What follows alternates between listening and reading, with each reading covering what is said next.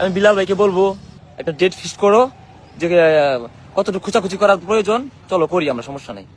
তো আপনারা সকলে জানেন যে শেরপুর সদরে আমার একটি দোকান আছে। আসলে দোকানটি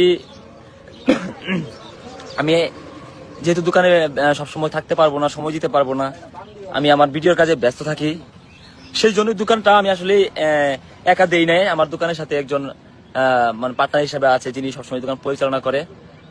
তো সেই সুবাদে কালকে হঠাৎ করে দেখলাম মানে পার্টনার খুব চিন্তিত, এবং কি আমাকে কিছু না বলেই দেখলাম ওই বিল্লাল সাহেবকে নিয়ে যায় আমার দোকান উনি ওপেন করলো।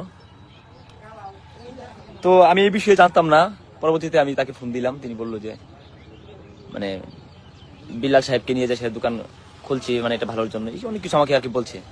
যাই হোক, সর্বোপরি আমি এটাই বলবো, ওনার তো উদ্দেশ্য ছিল যে আমার দোকান ভেঙে দিবে, আমার দোকান মানে মানে কি দোকানে আগুন দিবে, ভেঙে দিবে। তো ওনার তো ওইটি করা উচিত ছিল। ওনাকে তো আমি বলি, ওনাকে অনুমতি দেই নাই যে আমি আমার দোকান আপনি কিংবা তুমি খুলে দাও। তুমি যে খুলে দিছে স্বেচ্ছায়, মানে এগুলো হচ্ছে সাধারণ নাটক আর কিছু না। আমি বিলাল ভাইকে বলবো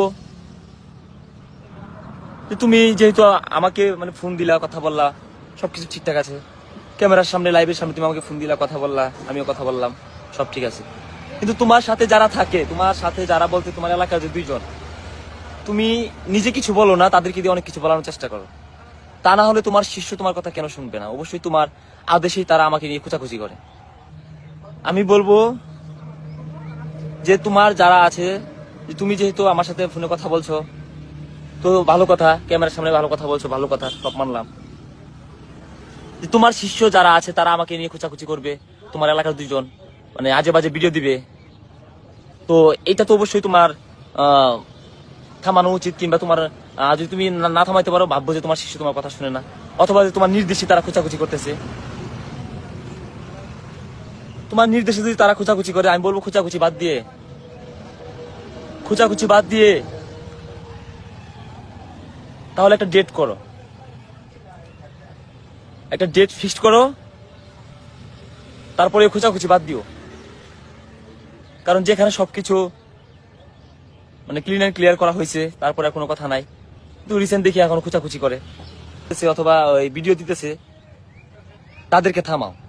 আর তা না হলে তুমি ডেট ফিক্সড করো, একটা ডেট ফিক্সড করো, যে কতটুকু খোঁচাখুচি করার প্রয়োজন চলো করি, আমরা সমস্যা নেই। তো আমার এইটুকু বলার ছিল।